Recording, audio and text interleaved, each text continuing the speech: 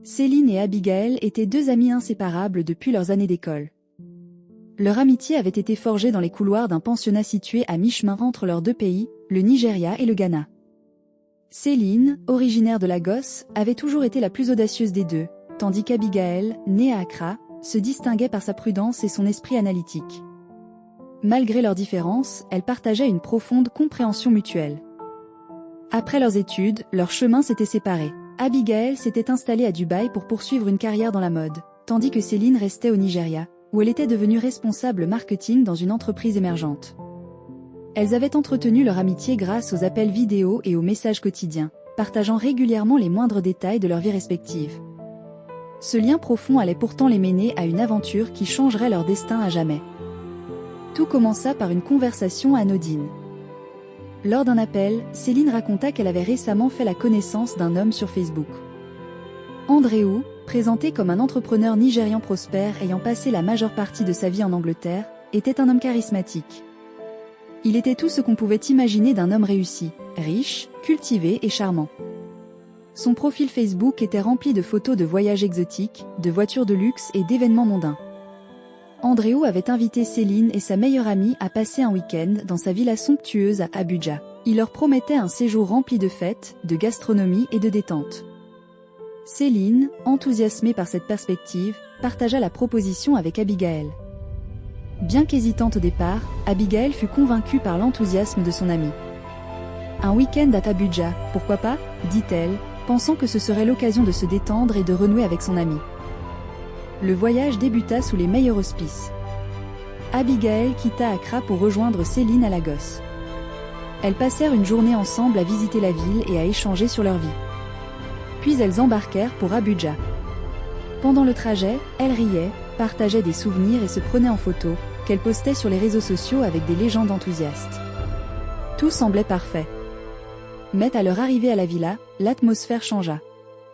L'endroit, bien qu'impressionnant par sa grandeur et son luxe, semblait étrangement isolé. Andrew les accueillit avec un sourire chaleureux, mais ses yeux disaient autre chose. Pourtant, les jeunes femmes ne se laissèrent pas déstabiliser, pensant que leurs premières impressions étaient dues à la fatigue. Le premier soir, Andrew se montra un hôte impeccable.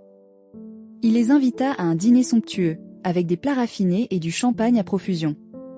La villa était éblouissante, des lustres en cristal, des meubles luxueux, et une piscine à débordement offrant une vue spectaculaire sur la ville. Les jeunes femmes étaient impressionnées. Andrew raconta des anecdotes sur ses voyages et ses affaires. Il était charmant, mais parfois ses blagues semblaient avoir une touche de sarcasme malaisante. Abigail nota à plusieurs reprises un regard furtif qui lui lançait, mais elle mit cela sur le compte de son imagination. Le lendemain, les choses prirent une tournure alarmante. Andrew commença à être autoritaire, leur demandant de ne pas quitter la villa et confisquant leur téléphone pour éviter les distractions. Céline tenta de protester, mais Andrew la calma avec des excuses et des promesses de distraction.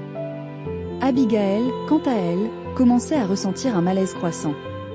Elle avait l'impression que chaque décision qu'elle prenait les rapprochait du danger. Profitant d'un moment d'inattention, Abigail récupéra son téléphone et envoya un message à une amie, expliquant leur situation. Elle activa la localisation de son appareil et envoya de courtes vidéos montrant l'intérieur de la villa. À ce moment-là, elle espérait encore qu'une intervention rapide pourrait les sauver. Quelques heures plus tard, les communications furent coupées. Abigail et Céline disparurent sans laisser de traces. L'amie d'Abigail, qui avait reçu son message, alerta les autorités et la famille des deux jeunes femmes. La disparition devint rapidement virale sur les réseaux sociaux, et une vague d'indignation balaya le Nigeria et le Ghana. La police se mit à enquêter sur Andrew. Les agents mirent plusieurs jours avant de localiser la villa, et lorsqu'ils interpellèrent Andrew, celui-ci refusa de coopérer. Mais l'histoire prit une tournure encore plus sinistre lors de la fouille de la maison. Dans une pièce cachée de la villa, la police trouva des preuves choquantes, des restes humains, des vêtements ensanglantés, et des vidéos enregistrées des actes sordides d'Andrew. Les corps de plusieurs femmes disparues furent retrouvés, mais celui de Céline et Abigail restait introuvable. Des témoins commencèrent à se manifester. Certaines femmes ayant survécu aux horreurs d'Andrew racontèrent leur calvaire. Elles avaient été piégées, manipulées et brutalement abusées avant de réussir à s'échapper. Andrew avait agi en toute impunité pendant des années.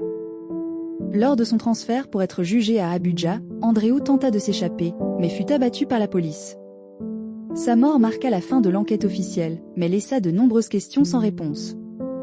Les familles de Céline et Abigail furent plongées dans un deuil sans fin. Les tests ADN confirmèrent que certains des restes retrouvés appartenaient aux deux jeunes femmes, mais leurs corps entiers ne furent jamais retrouvés. Cette tragédie devint un rappel poignant des dangers des réseaux sociaux et de la nécessité de la prudence. Les réseaux sociaux, bien qu'étant un outil puissant pour connecter les gens, peuvent devenir des pièges mortels lorsqu'ils sont mal utilisés.